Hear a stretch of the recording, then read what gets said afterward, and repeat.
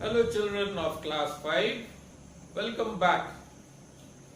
Today we are going to do chapter number 3, Advanced Features of Word Processing. So MS Word, we are going to do MS Word. MS Word is not something which you are unfamiliar with. You have been studying about MS Word from class 3 and 4. Before that you did WordPad in 1 and 2. So you know what is word processing, what a word processor like MS Word can do. Using a word processing program like MS Word, you can type, you can edit and you can format text.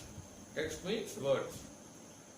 Now in this chapter we will be doing some advanced features. Okay, advanced features. So it will be a little difficult, slightly difficult, not so easy as boldface, underline. But then remember, you are now in class 5. You are now the bhaiyas and didis of junior school. Okay, so you cannot keep doing bold and italics all the time. So let's continue. The first thing you are going to learn about is Format Painter. Format Painter. Now, look at these two words in the MS Word window. The words are computer. The first word is in red color and it is underlined. The second word is not. Now, we want to make the second word also red in color and underlined. One way of doing it is by using the Format Painter. Step 1. Select the text or graphics whose formatting is to be copied. So that would be the first word. Step 2. Click on the Format Painter option in the Home tab. This is the Home tab and this is your Format Painter option. Step 3, the pointer changes into a brush shape, does it? Yes, if you see now carefully, it looks like a brush. Now drag this brush over some of the text or graphics. It will now have the same formatting as the selected text. Now I will drag it and as you can see, the formatting has been copied.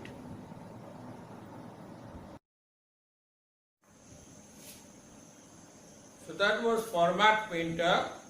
Now we will study superscript and subscript. Now instead of me going on and on explaining what is superscript, what is subscript, just take a look at these two pictures you see over here. This will give you a very clear idea what is superscript and what is subscript. Now this type of symbols and letters you will find in your mathematics books. If you have not studied about algebra so far, you will soon be studying all these things, x square, a to the power a1, x to the power 2 and all these things. Now it's not possible to type like this, okay? It's not possible to type x and make the 2 little higher, little to the top of x. Not possible to type like that. So how do we do this? That is what you are going to learn in the next part of the video. That is, how do you superscript or subscript some text. And subscript number 1. Now 2, the number 3 superscripted. So I am going to select it. Step 2, click on the superscript button in the Home tab. Now, here is your button. I've clicked it and the text has been superscripted. Similarly, to do over here 1 subscripted, I will select 1 and click on the subscript button which is beside the superscript button. See, we have got the subscript.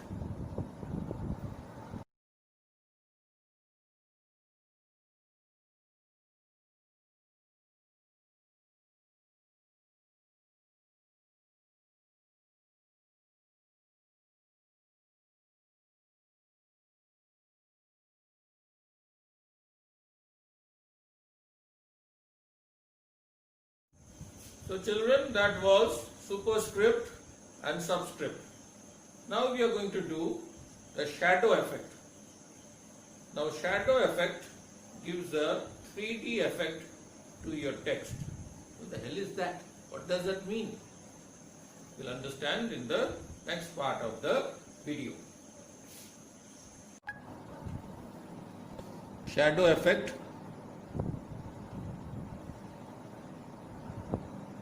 Let me type one word here and let us put the shadow effect to cow. Step 1. Select the text on which you want shadow effect. That would be the word cow. Let me double click on it, select it. Step 2. Click on the shadow button on the home tab. Now we don't have a shadow button as such, but we have this, the text effects button.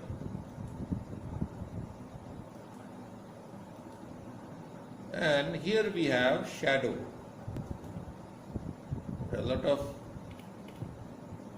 There are various, let me choose this one.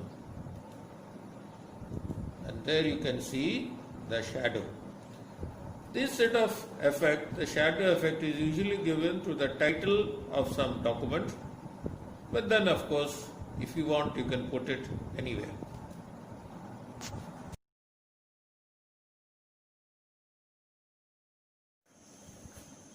So children, that was the shadow effect. Now we are going to study about something called header and footer. I am going to tell you how you can give some header or footer to your document. But before that, you have to understand what you mean by header and what is footer. Now let us suppose a person types a document not of a few sentences like you do or of a few paragraphs, but of a few pages or many pages. Okay? Somebody has made a document of many pages. Okay? Suppose he is a doctor who is doing some research on coronavirus. So he has prepared a report of about 10 pages. 10 printed pages of this document. And he wants that the words "Go Corona Go" will come at the top of each page. Remember, if you remember your question paper or any notices that you get from the school, there's a lot of things are printed, but the top and the bottom, they are empty. Top, bottom, left and right. Those are called margins. The margins are blank. There is always a margin at the top, at the bottom, left, right. Okay? So, a header is some text which is put on the top margin of every page of your document. That's important. Every page. And it's not in the part of your text. It's extra from your text. And it appears in the margin, the top margin. And the footer appears at the bottom margin of each page. So what can you put as a header and a footer? You can type any text really. Anything that is suitable with that document. You can give the name of the author of that document or the name or the date or something like "Go Corona Go" or something like that. And a very important thing, you can give the page numbers. Okay. So in the next part of the video, I will show you the steps as to how you can insert a header in your document. Inserting a footer I will not show you because inserting a header and inserting a footer is so similar, there is no need to do it separately. Header and footer. Now, in my MS Word document, you can see the word cow, and I also typed something else. I have typed the word tiger. Now, this is in 2 pages. Now, you can't see the whole page at one time usually. So I will do a print preview. First I will click on File, then I will click on Print. And this shows me the entire page. This is the second page with the word tiger. And this is the first page with the word cow. So we have a document of 2 pages, cow on the first page tiger on the second page. Now to remove print preview, I will press escape. Now let me put a header. Now a header is put in the top margin. This is the top margin. Step 1, click on the header button in the insert tab. Click on insert and then click on header button. The menu comes. Step 2, select edit header option from the drop down menu. This is the edit header option. And as you can see, now we can type in the header. Step 3, type the text that you want as your header, meaning appear at the top of each printed page of your document. I will type the word animals. And then I will also format it. I will make it bigger in size and I will center align it. Now, last step, click on the close header and footer button. Click on the close header and footer button in the design tab. So now my header has been put. Let me again do a print preview. Click on file, print, and now you can see the header is on top of the second page as well as the first page.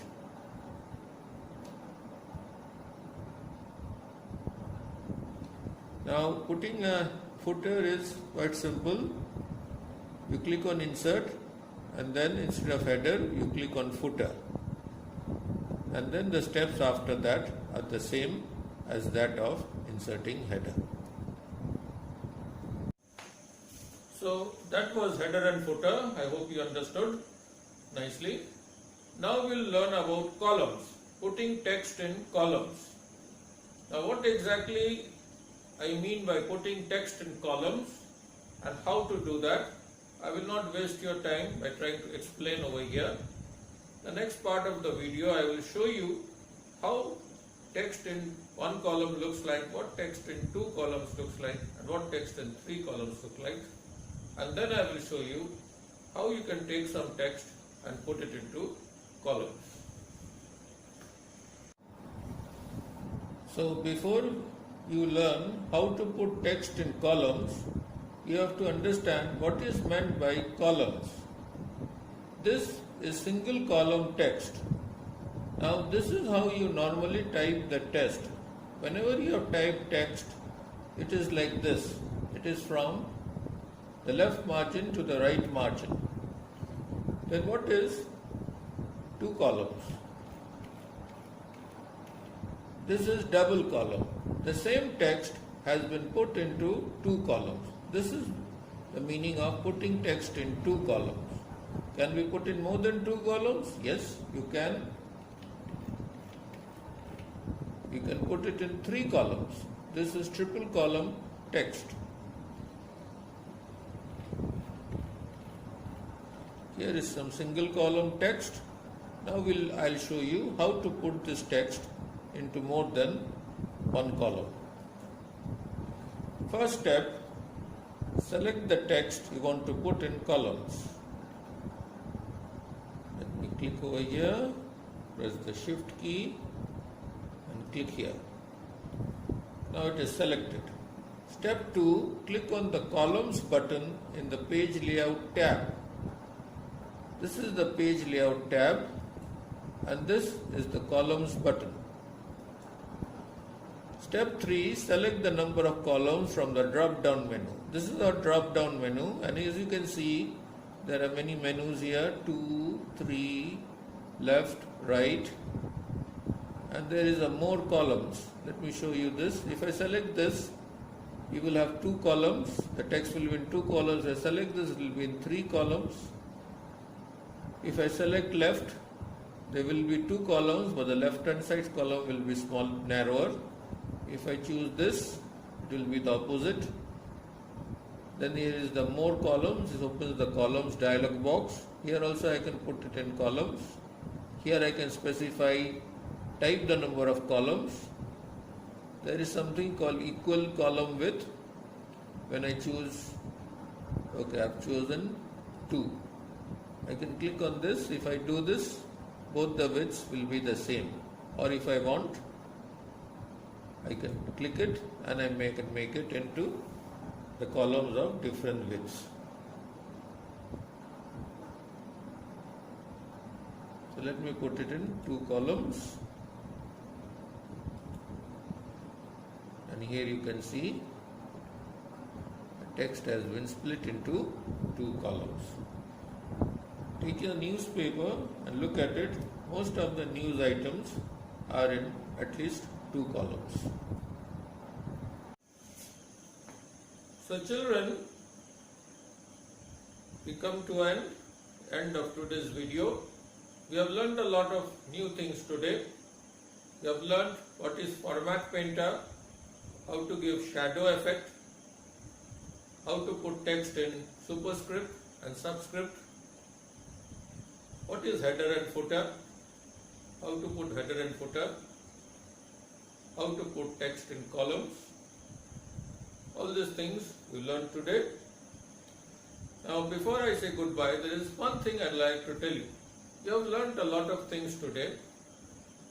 You can go over this video again and again to try to understand what I have tried to teach. But this is a practical chapter. To fully understand and fully learn the things in this chapter, practicals are very important. So that is why the school has a big computer room where every week you go and you do practicals on the things you have learned so far. But as you know very well, you cannot come to school. We cannot use the computers in the computer room. So if you have a computer in your house, or a laptop or a desktop, you can try out these things on that computer. If it is possible, if there is no computer in the house, if it is possible that there is a neighbor or a relative who has a computer, then go to their house and do practicals. But one thing I like to be very careful about. If you have a computer in the house, then I am telling you, you must do practicals. Okay? Understand what I am saying. If you have a computer in the house, you must do practicals. Not too much. 1 hour every week is enough. Whatever you have learned in this lesson, one practical, for that is enough in 1 week. If you don't have a computer in the house, if it is possible to do the practical somewhere else, in a friend's or a relative's or a neighbor's place, do it. If it is not possible, forget it. Okay? There's no need to beg, borrow, or don't tell your parents, buy me a computer, I need to do practical. Please don't do that. Okay? It is not possible to do practicals. If there is no computer in the house, it's not possible to do practicals somewhere else. So that's it. When you come back, you do the practicals. Okay? So till then, next week, Tata.